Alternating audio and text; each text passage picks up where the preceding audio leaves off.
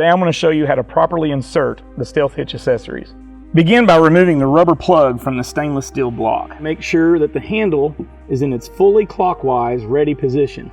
This is our rack receiver, and it is designed for use with cargo carriers and bicycle racks. Do not use this accessory for towing. If you find yourself pulling a trailer, you'll want to use the appropriate Stealth Hitch ball mount like you see here. Select the accessory that you want to use, put it in the palm of your hand, line it up with the opening in the stainless steel block.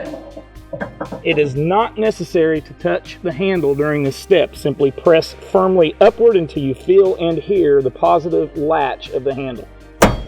At this point, come to the left side of the unit, take your cover off of the key button, push the lock button fully in, and it should stay seated. If the lock button does not seat and stay in its engaged position, remove the accessory and repeat the step. This button must stay pushed in, and that's what lets you know that it's properly inserted. Now you can cover the lock button with your rubber cover.